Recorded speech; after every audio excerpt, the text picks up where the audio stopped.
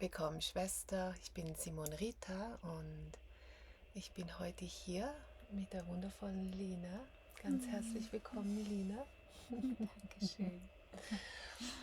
Und ihr seht schon, hier bin ich an einem wunderschönen Ort. Das ist in Lorsch, südlich von Frankfurt, wo wir gestern Abend einen wunderbaren Tempelabend gefeiert haben bei Lina in ihrem Studio. Und ich freue mich sehr, heute ein bisschen mit Lina zu sprechen in den Schwesterngesprächen. Und natürlich möchte ich zuerst wissen, Lina, wie bist du in den Frauenkreis gekommen? Was hat dich gerufen? Und wie hast du Awakening Woman und unsere Tempelarbeit, wie hast du uns gefunden? Ja, das war eine Zeit vor etwa 10 Jahren, wo ich in meinem tiefen Herzen so den Ruf verspürt habe, es muss irgendwie da draußen einen Frauenkreis geben, der so ganz wahrhaftig und fürsorglich und sich auf Augenhöhe begegnet und da ist mit der ganzen Fülle, so wie wir Frauen ja da sind in der Welt. Und ich kannte keinen Kreis hier in der Nähe und ich bin auf die Suche gegangen und online alles Mögliche recherchiert und deutschlandweit geschaut, was gibt es denn. Und so bin ich dann zur Awakening Woman gekommen und habe das erste Mal in Freiburg praktiziert. Das war ein Tempel mit Simone Rita. Ging über 2 Tage und ja, da war ein Ja. Genau das wusste mein Herz, dass es da ist und dass es gibt und dass es in der Welt ist. Wir sind so viele Frauen auf der Welt. Es muss es doch geben. Und dann habe ich es gefunden. Du hast dann, also wenn du dich daran erinnerst, eben an diese Szene, du sagst, das muss es doch geben. Und dieser Impuls hat dich dann dahin geführt. War es das, was du erwartet hast, oder hat dich da etwas überrascht?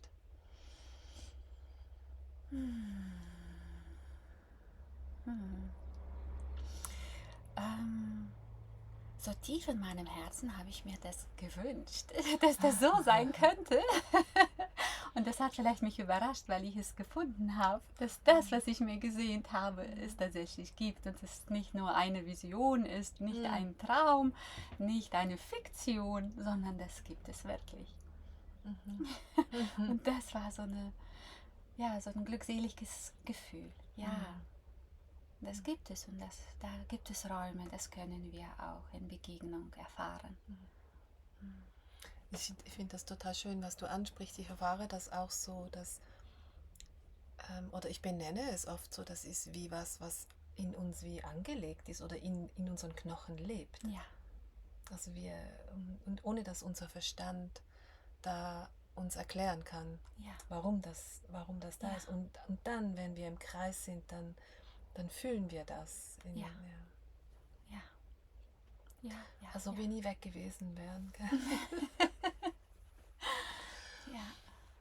Und das ist jetzt aber schon ganz lange her. Also das ist 8 Jahre her. Und Oder dann noch länger vielleicht. länger? Noch länger, ja. Muss schon, glaube ich, fast 10 Jahre sein. Weil meine Tochter jetzt schon 8 ist. Also dann muss es noch länger zurückliegen. Und dann bist du Mama geworden. Wie ist dann deine Reise so weitergegangen? Ja, das Mama-Werden hat neue Herausforderungen, neue Arbeitsfelder ins Leben gebracht und dann war etwas ruhigere Zeit, dann bin ich nicht so oft verreist und dann aber vor ein paar Jahren gab es einen Kreis für die Tempelmama-Ausbildung und da habe ich dann den Ruf gespürt. Ja, das möchte ich wieder mir ins Leben bringen. Das war dann so in der Pandemiezeit, schon in der zweiten Hälfte und dann war ich wieder da und in diesem wundervollen Frauenkreis in Daxberg haben wir die Zeit gemeinsam sehr nährend und sehr inspirierend und voller Schönheit verbracht. Und das hat lange nachgewirkt. Mhm. Ja, das war dieses Training, das allererste, Ja, wo wir wieder durften, als wir ja, uns wieder versammeln genau. durften. Und ich kann mich auch noch so an dieses Training erinnern. Mhm. Es war, als ob es keinen Morgen gäbe, weißt du, Mhm. alles so waren so da Mhm. und Ja. wunderschön, sehr. Mhm. Und ich habe auch auf dieser Tour einige Frauen schon Mhm. getroffen, die in diesem Training waren. Ja. Bist du dann nach diesem Training, hast du dann gleich begonnen, Frauenkreise Ja, anzubieten? genau. Das fing dann kurze Zeit danach an. Dann wurde das ja auch lockerer mit den ganzen Auflagen in der Außenwelt. Und so fing das dann an mit den Frauenkreisen. Mhm. Und wir haben einen schönen Frauentempel hier in Lorsch. Wir nennen uns Deva Sister. Wir treffen uns alle 5, 6 Wochen, ja, so in den Abständen und praktizieren das Wahrhaftige und den Rahmen. Und das Sisterhood Manifesto bildet so einen ähm, klaren Halt, wie wir uns begegnen. Da ist so eine Klarheit drin. Und Frauen, die ein Ja dazu sagen können, kommen dann schon in den Kreis und dann weiß man, dass die Frauen neben mir die Werte teilt.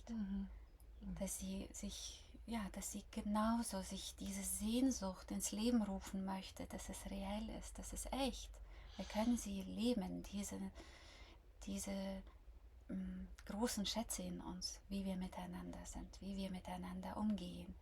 Die Fürsorge, das Lebendige, die Kreativität, die in jeder Frau so drin ist und manchmal stagniert und sich zusammenzieht, vielleicht weil es nicht die Räume gibt, wo es nach außen gehen kann. Und da ist auch durch das Manifesto einfach klar, das ist so, wie wir da sein wollen, wie wir in Kontakt gehen. Ja, wow, und das ist so eine schöne Arbeit. Oh, I love it. Das strahlst du auch total aus. Und das ist auch, wenn man reinkommt, schon wenn man diese Schönheit, die einen begrüßt und dann überall, dann geht man so die Treppe hoch, dann folgt den Rosenblüten und dann öffnet sich dieser Tempelraum und bereits dann wird man so eingeladen in Linas Welt, wo alles umhüllt ist aus Schönheit und Liebe und Achtsamkeit. Du bietest da in deinen Räumlichkeiten auch verschiedene andere Angebote an. Arbeitest auch als Therapeutin, als Yogalehrerin. Möchtest du ein bisschen darüber erzählen, auch wie du die Tempelarbeit da hineinfließen lässt? Mhm. Mhm. Ja, ich sehe in der Tempelbegegnung so viel Fürsorge und so viel Pures, wie es so nur sein kann zwischen den Frauen. Das war gestern auch wieder so sichtbar. So viel Vertrauen, was sich so in der kurzen Zeit möglich ist. So viel Wertschätzung. Und da passiert von alleine, wenn wir in solcher Atmosphäre uns befinden, so viel in uns drin. Ja? Dass wir genährt werden auf eine Art und Weise, von der wir uns ersehnen, dass das in der Welt sein könnte. Die Wahrhaftigkeit, die da ist, das Miteinander, das Wertschätzende, das Achtsame und die Wahrung der eigenen Grenzen. Und das findet sich so auch in der therapeutischen Arbeit. Ich bin Hakomi-Therapeutin, wir arbeiten tiefenpsychologisch und aber auch sehr achtsamkeitszentriert. Und da gibt es auch solche Brücken, wo ich sehe, da passiert im Frauenkreis von ganz alleine, was sich öffnet, was vielleicht lange geschlafen hat in uns selbst. Aber wir wissen, dass es diesen Raum gibt. Und dann fließen innere Prozesse und bringen uns vielleicht zu Ufern, von denen wir wissen, dass es die gibt, aber alleine das nicht schaffen könnten. Ja, und im Schwesternkreis haben wir die Möglichkeit, den nächsten Schritt zu gehen. Und ja, dann gibt es Momente, wo wir vielleicht auch in uns sehen, ach, da möchte ich auch weiter dran arbeiten, und dann braucht es vielleicht therapeutisches Setting, ja, und dann kann jede Frau für sich auch selbst schauen, was sie dann als nächstes für sich braucht. Aber ich finde den Frauenkreis einfach so ein Portal, wo wir ganz sicher miteinander sein können und eine neue Frauenkultur erschaffen. Und das kann schon so heilsam sein. Ja, also das eine schließt das andere nicht aus. Ja. Es ist anders, aber es schließt sich nicht aus. Das ist der Prozess jeder einzelnen Frau und der Entfaltung in das, wo wir in unserem Herzen wissen, das, was unberührt ist, dass das mehr wieder im Leben sein kann. Jeder in uns hat einen inneren Bereich, der nicht berührt wurde von Lebensschmerz. Das gibt es in uns, und damit mehr in der Welt zu sein, das ermöglicht uns sowohl der Frauenkreis auf diese Art, wie wir uns begegnen, als auch dann natürlich individuelle Therapiearbeit. Ja, ich kann mir auch, also so wie ich dich erfahre, es ist ganz wunderbar, einfach auch, wie kraftvoll das sein kann, auch gerade auch wenn Themen eben, oder im Frauenkreis erleben wir das oft auch einfach, dass Themen sich plötzlich zeigen und dann eben eine Schwester, weißt du, das ist ja auch noch was, eine Schwester, die darum weiß, an der Seite zu haben, die einem da noch tiefer unterstützen kann.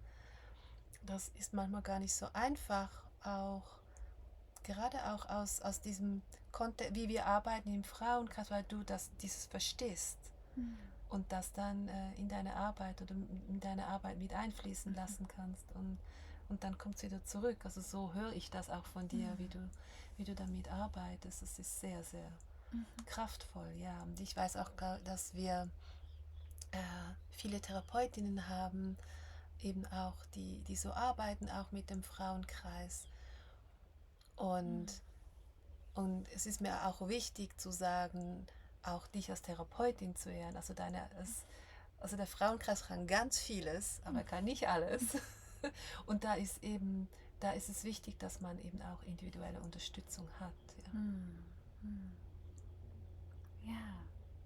Ja, und im Frauenkreis haben wir die Möglichkeit, dass da Menschen da sind. Also wie oft haben wir Sehnsüchte in uns? Vielleicht haben wir das nicht in dem Maß erfahren, dass da ein Mensch ist. Und oft hat es dann Auswirkungen auf unser Leben, wie wir in der Welt sind, wie viel wir uns nach außen trauen oder eben auch nicht, wie viel wir an Beziehungen glauben oder eben auch nicht.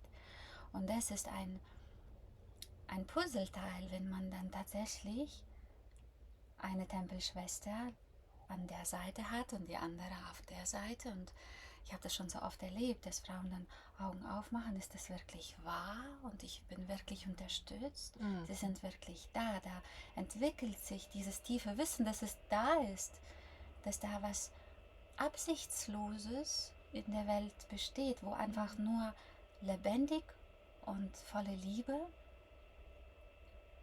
im Zusammensein etwas gibt, und dass ich, wenn ich begleitet werde, nichts zurückgeben muss in dem Moment, weil jede Frau genau auch die Rolle bekommen wird.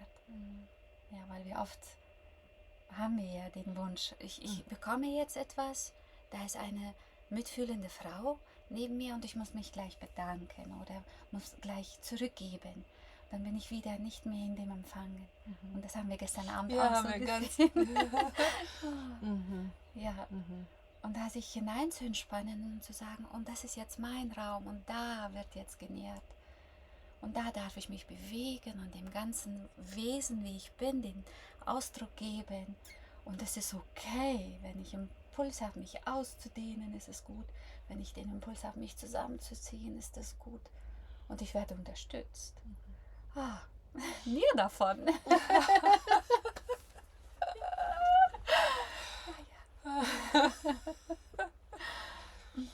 Und das auch noch so eingebettet mit Musik, das, was wir alle so gerne hören. Und,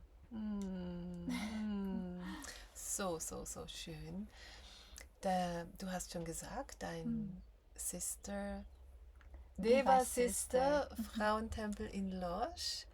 Und ich werde dann auch hier unterhalb des Videos in der Beschreibung ist auch die Webseite von Lina, wo du bietest auch Yoga an und eben auch ihr Angebot als Therapeutin. Da könnt ihr auch noch mehr über Lina erfahren, was sie alles kann. Sie kann nämlich richtig viel. Danke. Da ist so, das bewundere ich sehr an dir.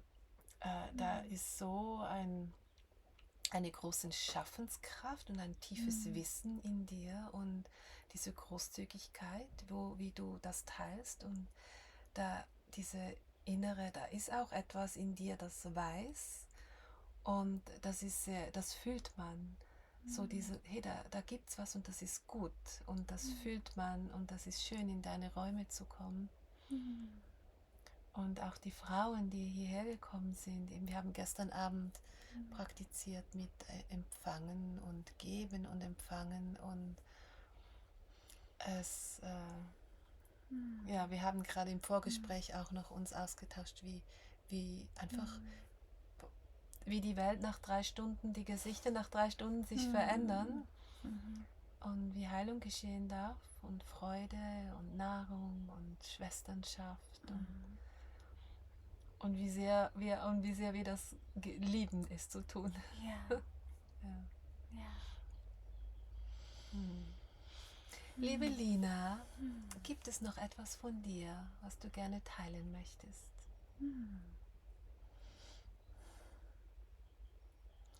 Ja.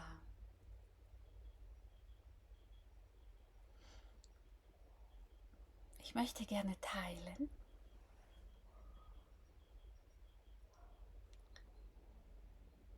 dass wir immer wieder nach innen spüren, wo dieser Raum in uns ist, der ganz heil ist und stark ist in dem Sinne, dass wir in Kontakt sind mit unserer Körperin und mit unseren Gefühlen und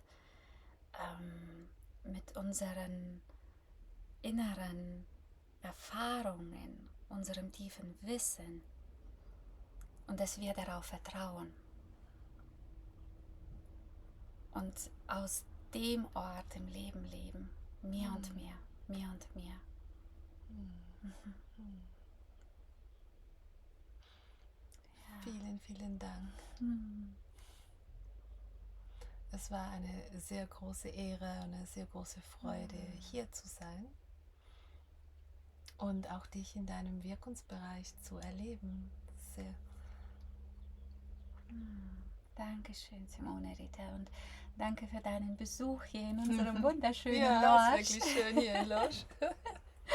Es war eine große Freude, große Ehre, ein Teil der Tour zu sein und das zu erleben und die Vorbereitung und das, was jetzt während der Tour passiert, so aufregend. Endlich können wir raus und endlich können wir die Dinge tun, die uns nähren und uns gut tun und uns in die Welt bewegen und wieder frei sein, jetzt in dieser Post-Pandemie-Zeit. Ja, ja. Wie gut es ist, Ja. wie sehr wir das brauchen, alle. Die Freiheit, innerlich und äußerlich. Ja, danke schön. Ich danke dir, wie schön. Danke euch. Ja, ganz liebe Grüße. Bis zum nächsten Mal. Bis zum nächsten Mal.